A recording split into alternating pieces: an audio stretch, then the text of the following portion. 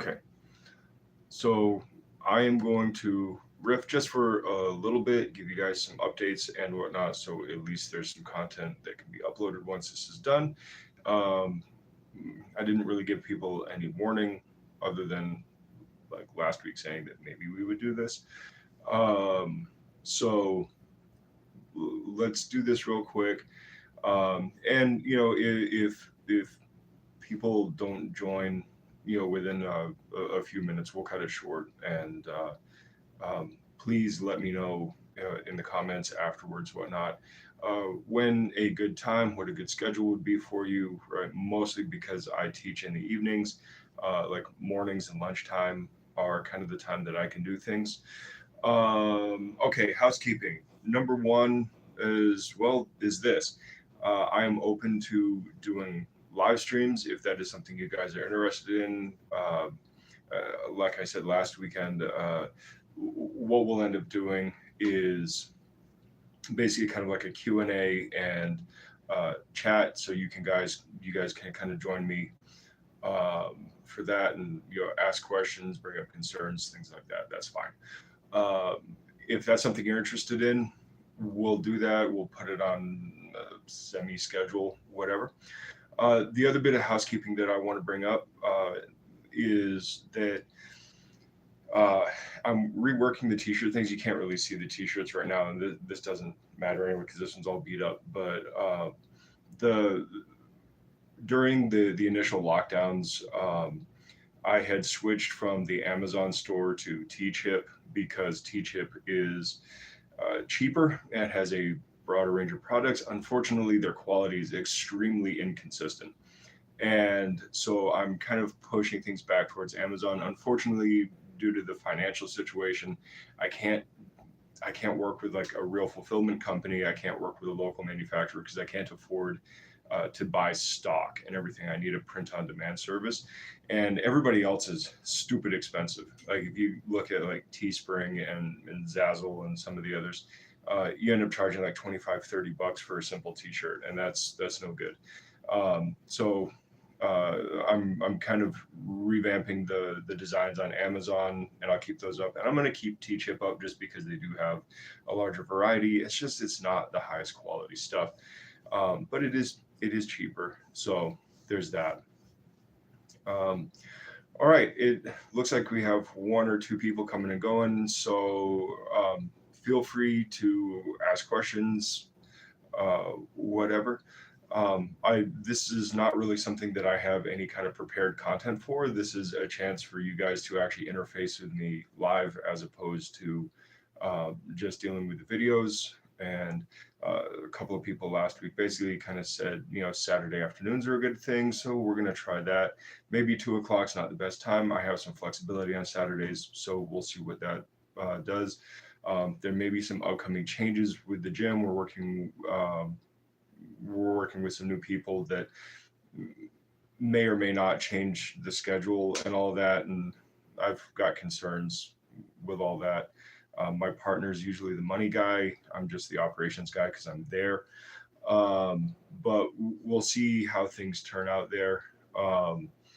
Obviously, the state of the world, the state of the economy makes running a martial arts business, which tends to be on the luxury side of things, something that is a little less tenable than it used to be, than I think it should be, right? I personally think that your training, both your fitness and athletic training, plus your actual skill training, should be treated like your utilities. I mean, it should be as every bit a part of your life as, your water bill, your cell phone bill, things like that, because if you don't have health and capability, you don't have anything else.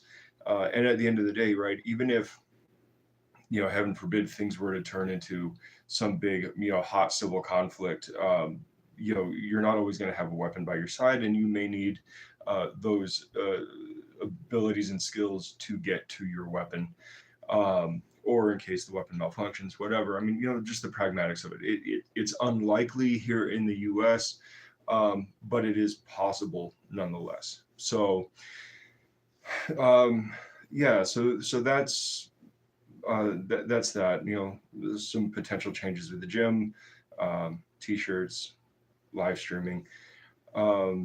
I was kind of planning on this going for about 30 minutes, but if we don't get any real questions or chats going, I may end up cutting it early, because I really don't have anything too much to riff on. This is really just a chance to interface with the audience and get you guys feedback, because I do want the channel to grow. I would like it to become something that actually enhances our ability to run things at the gym, to be something that can potentially subsidize things at the gym. I've been working on a lot of business stuff on the back end, and martial arts business is not easy, especially if you are not supplementing it with another income, which I have not been. And the thing is that if people want more classes, more availability, somebody's got to be there. And when you're a one or a two-man show, I mean, you end up cutting off your ability to make income elsewhere. And so like this and merchandise sales and stuff can be something. And along with our Substack that we've been using, I've been kind of pushing on the Substack. Like, this is where I pushed all of the blogs. And it's kind of becoming a kind of a membership site for us, because using Substack, I can do video, I can upload PDFs, and of course just regular written articles right on the website. And I can have some stuff be free, and I can have some stuff be behind a paywall.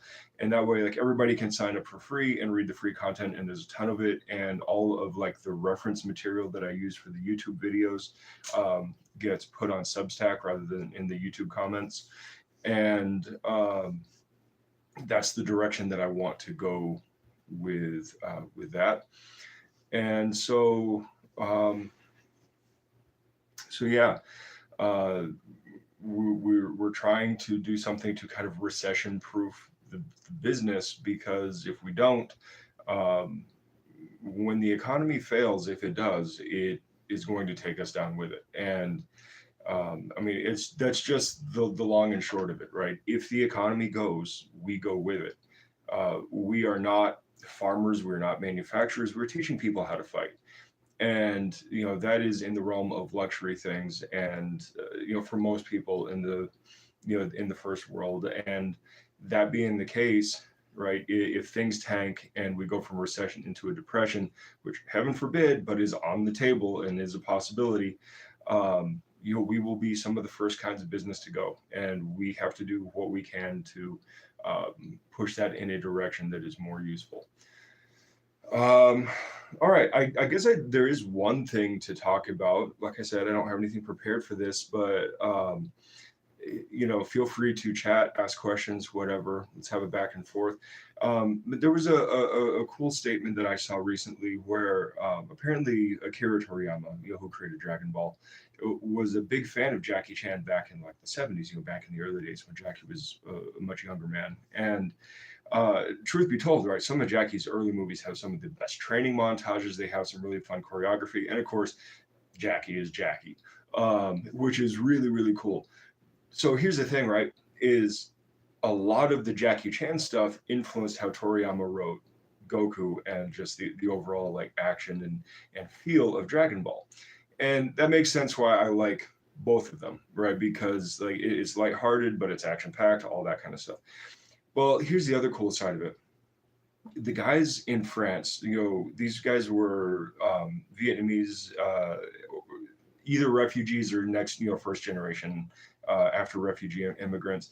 And they grew up watching Jackie Chan, and they grew up watching Dragon Ball, and their entire thing. Sure, Fat Howie, whatever. That's completely irrelevant. But anyway, the cool thing with that is that the parkour movement was started around Jackie Chan and Dragon Ball, and so much of modern martial arts culture, especially on the pop culture side, the popular media side, the people that get into martial arts for reasons other than I was bullied and I need self-defense, a lot of them get into it because of watching their favorite heroes, right? And parkour became a very huge thing in kind of the teens, and I'm happily married, but whatever. So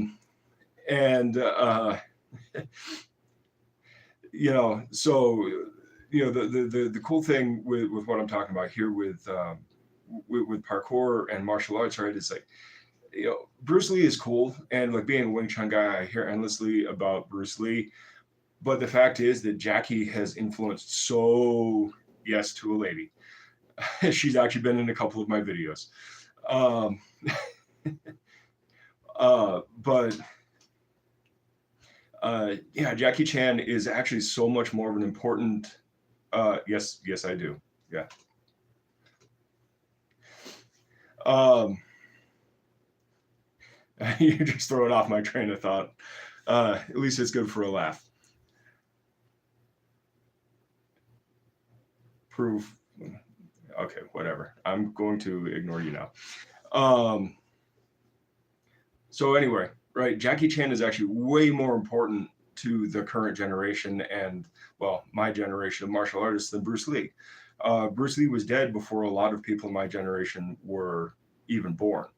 And so that being the case, you have kind of the next wave of martial arts heroes, and a lot of us grew up with like the action heroes of the '80s and whatnot. So we were kind of moving away from like the kung fu movies that were so popular in the '70s and moving into more like American cinema.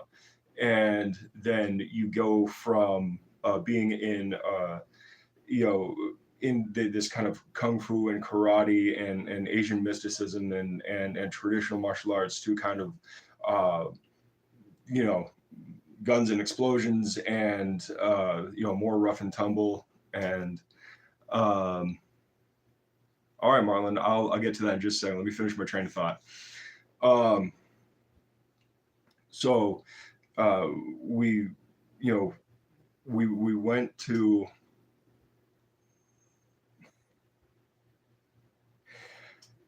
uh, all right, Fat Howie. Um, I don't fantasize about anybody. All right, I'm done talking about Jackie Chan and everything. My point is Jackie is more important to my generation than Bruce Lee in many ways. Okay, so Marlon, you asked me who I am and what got me started in martial arts, right? The number one thing that got me started in martial arts is the fact that my dad raised me on action movies. I absolutely loved, I grew up watching, all of the action cartoons of the '80s, watching tons and tons of like Van Damme and Chuck Norris and, Schwarzenegger. And I assure you, I'm wearing pants. And so I grew up with all of that stuff, and I just wanted to be like, a superhero, and I got picked on in school because I'm a ginger, but like nothing bad, right? And I was a chunker as a kid, and uh, but I wasn't like the fat kid in the school. I was like, so like, I don't have this like bullying story. I got in some scraps in the schoolyard, nothing that matters. Um, so really for me, it was just like I wanted to be strong and I wanted to be like the heroes. And that was it, and it helps. My dad's always been in shape, and my dad was an athlete throughout school. Excuse me. And, he talked about martial arts all the time, and he just loved watching these action flicks. And I tell you what, my dad put me in sport after sport after sport in school, and I hated every single one of them. I'm not a team player. I never have been. I don't work well, with people giving me directions and plans. I don't work well with uh, anything, of this like formal structure or anything like that. And my dad was like, well, I just, I want you to not be fat. I want you to be healthy, and I want you to be strong. And you like this karate stuff, so how about we do that? And sure. So he put me in karate. He found a Kempo school that he liked better than the other offerings that we had. Like we did not have a ton around us. I grew up in this little town in southern Maine, and then of course we're right on the border of New Hampshire there. And so he just found a school that he thought was reasonable. It happened to be, at the time, it was called Master Self Defense Center, which was, Robert Nolte and James Bryant's Kempo lineage that broke off from They had actually broken off from Fred Villari and gone back to Nick Serio, because Fred Villari, who just died recently, last weekend, I think. Fred Villari, whether his martial arts skills were good or not, was way too much of carnival barker, showman, way too interested in his own ego. He ended up pushing a lot of people away. So when Bryant and Nolte left, absolutely left Villari behind and went back under Nick Serio. Like, one, that was good for our school. That was good for our lineage. But anyway, that's neither here nor there. That's what really instilled like a love of martial arts in me, right? It taught me, good body structure and all that kind of stuff. And then things just progressed from there, right? When I moved for college, I went to another Kempo school, and that school happened to have Savate as well. So I learned French kickboxing there. Plus, it introduced me to some other things because the teacher was a Dan Inosanto student as well. And then from there, I moved again to get married, and I lived in a little town called Sault Ste. Marie in the Upper Peninsula of Michigan. And in Sault Ste. Marie, there's basically nothing.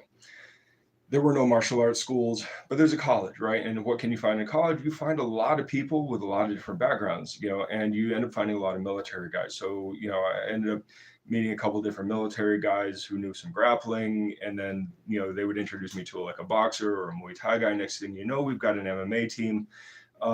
We started doing some amateur fights, just a few here and there, everything. And, it was a really good experience that I would not trade for the world. And then my wife and I moved to Arizona. And, I went to another Kempo school, didn't really like it there. But then one of the guys there introduced me to my Wing Chun teacher. And then, we've just kind of gone from there for the last, what has it been? 12 years, I guess, since then. So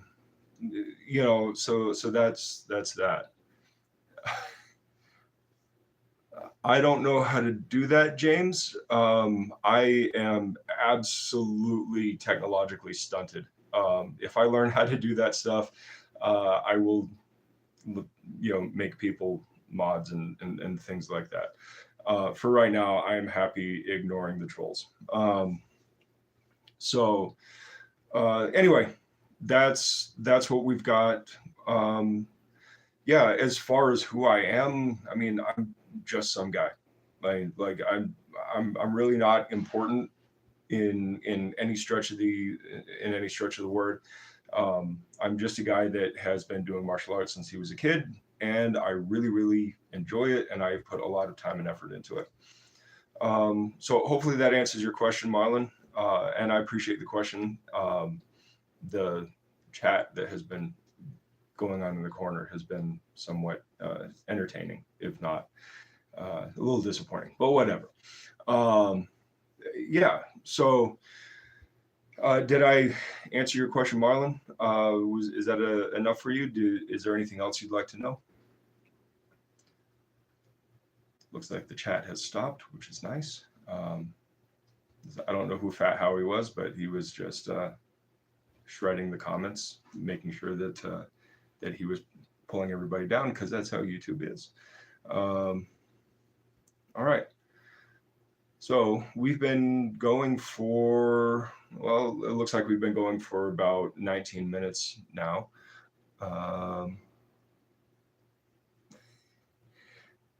No, James, I'm good on that. Marlon, yes, I did compete just a little bit in amateur MMA, and that's it. Nothing special. Wins, losses, draws. I mean, I think I had like a total of 6 fights, right? And I mean, nothing special. Enough to feel like I actually validated a little bit of my training. I turned 40 this year, and I don't know if I'm going to fight again. Like, there's part of me that does want to fight again. My wife doesn't want me to fight again, unfortunately. And, that just, unfortunately, that it's more important for me to have a happy home life than to kind of fulfill that. But, I spar several times a week. So I mean, I'm fairly happy with that, and hopefully we'll be able to open up our kind of like monthly open mat sparring sessions again in the near future. Just because, oh, absolutely no kids. I'm not interested in having children. I don't want children. I don't like children. That's why I don't teach kids. I have no interest in being around children whatsoever.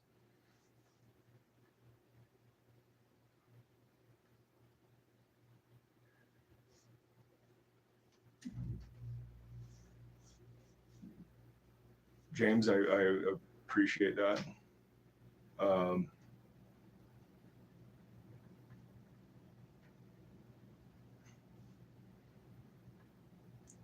all right. Any, okay. Um, there's no need to report Marlon, James. He's been a longtime supporter of the channel. He's fine. I have been teaching professionally since 2016, and I had been teaching part-time, once or twice a week since 2011. Um, and then I was coaching my MMA team towards the end, you know, 2009-ish. Uh, and that was 5 nights a week. So I mean, and I did some. That's fine if he's weird, James. Um, so yeah, I've been teaching both part time and full time. You know, for something on the order of was that 13, 14 years, something like that. And then I did a lot of like assistant teaching with my teachers and and whatnot.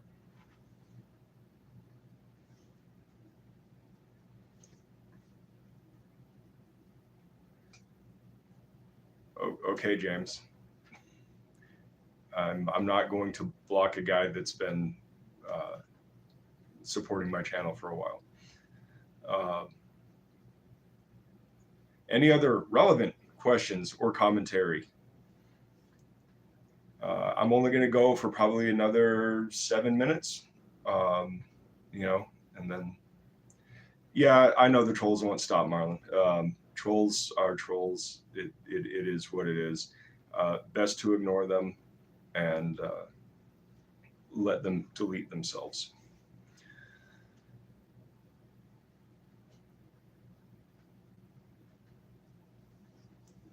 All right, I don't want to be dead space. Anything else you guys want me to talk about? I mean, we got 7 minutes, and I'm calling it quits for the day. So, because I've got some business stuff to do. So, what do we want to do? What do we want to talk about? All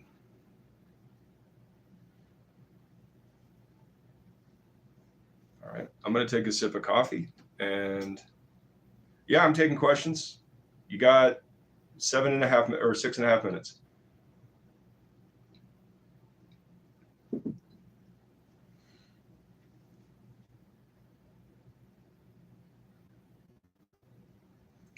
Absolutely happy to take any questions that you would like. Oh, out of all the arts, I say which is my favorite. Well, I'm gonna have to say Wing Chun because Wing Chun did something for me that nothing else had. Okay, I would not be able to use Wing Chun if I didn't have everything else that surrounded it. Like, let's get that straight. Wing Chun is a fine toolbox. It is generally taught very poorly. But the thing is that Wing Chun tied everything together. Wing Chun is a close range stand-up art that has a lot of like stand-up grappling in it, not in the sense of necessarily like holds and locks, but a lot of manual manipulation of the limbs to control body structure and whatnot. And that is a fantastic way to get into your wrestling, and it is also a fantastic way to work in the pocket, which also allows you to control distance so that if you want to get out to long range, you can actually manage that. So Wing Chun did something for me that MMA and Kempo and kickboxing, Savate kickboxing, never did. And as much as I love catch wrestling and HEMA, those came in after Wing Chun, and so those automatically get tacked onto Wing Chun for me. So yeah, Wing Chun by far is my favorite art because I can basically justify everything that I do with Wing Chun. The problem with Wing Chun, though, is the fact that it is almost impossible to find a good teacher and to find a good school that is actually open to you training and sparring appropriately like a real fighter. Any other questions or comments? We're going to go about 5 more minutes. I'm going to take another sip of coffee.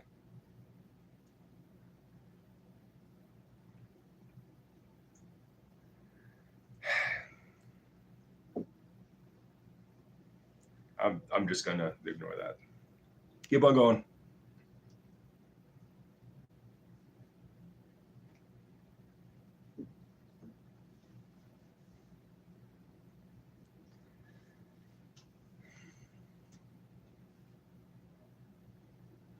Yes, actually, yes, there are a couple of Wing Chun practitioners and teachers that I do aspire to. Number one right now actually is probably Francis Fong. Francis Fong is basically doing everything that I want to do with my school. His school now, granted they have, Muay Thai and jiu-jitsu, and I would have a more, generalized kickboxing. And of course we do catch wrestling. And that's not to say he's teaching those, it's just his academy incorporates those things. They also have Filipino martial arts. And while my partner does Filipino martial arts, I do HEMA. But yeah, Francis Fong far and away is the number one Wing Chun guy that I look up to. Other good ones that I really take cues for, and who are absolute my seniors in the art. Alan Orr is he down in New Zealand, I think. Alan Orr is fantastic, and again, he runs a mixed school. He puts his guys in MMA comps, and all right, you can come to my school anytime. The contact information's on YouTube. Anyway, Alan Orr is absolutely fantastic. What is his name? The London Wing Chun dude. I'm absolutely blanking on his name. His YouTube channel is Fight Science. And again, he's really good, and I think he's also a BJJ guy on top of his Wing Chun. He's got a degree in criminology, criminal psychology, or something like that. And he's really, really good. It's gonna bug me. I cannot remember. Mark Phillips. Those guys are kind of top tier for me. Francis Fong, Alan Orr, Mark Phillips. So, favorite martial arts movie? That's pretty easy. That's going to be Jackie Chan's Gorgeous. It is campy and cheesy. It's super lighthearted, super uplifting. Whole positivity. I absolutely love it. So yeah, that's my favorite martial arts movie by far. Code Dojo, thank you very much. Yes, I love talking about Batman.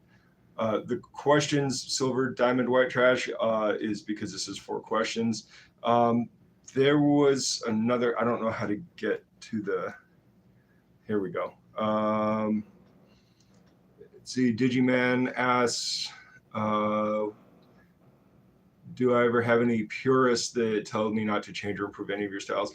Not generally directly, but sometimes when I get into the forums on Facebook, if I make comment on something and I come in with my more mixed martial arts attitude, I do get guys saying, well, that's not how Wing Chun is supposed to be. I actually had somebody, I have a video up from years ago, like 2014, 2015, something like that, playing Chi Sao with Sigung Kwok, and it's just free Chi Sao. And I actually had somebody say to me, he's like, well, aren't you supposed to be practicing the sections of Chi Sao? That's a Lung Ting thing, by the way.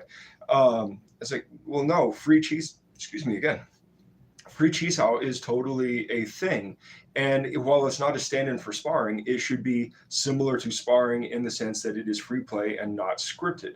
It's essentially, think of it like doing hand fighting for wrestling with striking at the same time. That is what it is. And so, yeah, I do occasionally get purists, kind of poking at stuff like that because they're so very formal on technique and doing things the traditional way, when they forget that traditional martial arts number one tradition is adapting to the student and adapting to each new generation. That's why there are different lineages. That's why there are different sub-styles of every style. The number one tradition is change, not stagnation. Any other questions? We're going to go only for about another minute. Let's see what we got here. What are my favorite Wing Chun weapons? Well, I mean, this will be the last question for today. All right, guys. My favorite Wing Chun weapons is easily the butterfly knives. I actually filmed a video about this. I haven't released it yet. There was a movie that I saw when I was a kid just called Wing Chun, and it was with Michelle Yeoh. And by the end of the movie, she was using the butterfly swords or knives. They're Daos, right? Dao doesn't really mean knife or sword. It just means the specific kind of construction. It's more like the word Messer in German, which Messer does mean knife, but there are sword-sized knives. Anyway, I digress. I have always liked this kind of like small, light, mobile weapon kind of thing, roguelike characters and stuff like that. And so this idea of having like paired parrying daggers was always appealing to me. And so when I learned Wing Chun and got to learn those weapons, that's exactly what ends up happening. That phrase didn't make sense because I lost my train of thought. Anyway, the point is that I really, really love the knives. The Hoodie Dao is what they're called in Mandarin. In Cantonese, they just get called whatever they're called in their system. We call them Ba Chum Do in Wing Chun, which just means eight directional cutting knives. Although the number 8 also means like all or everything, like all encompassing. So it actually kind of just means omnidirectional cutting knives. So however you want to look at it, but yeah, those are by far my favorite Wing Chun weapon. All right, guys, we have been going for a little over half an hour, and I am going to cut it here. Thank you very much for coming along and chatting with me. And I will leave this up on YouTube for replay. And if you're watching this afterwards, feel free to leave a comment. Let me know if the time schedule, like this is Saturday at 2 p.m. Arizona time. If you would like a little earlier in the day or just a little bit later, I can do that.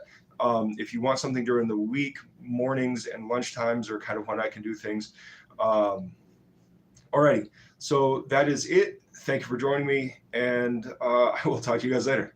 Good journey.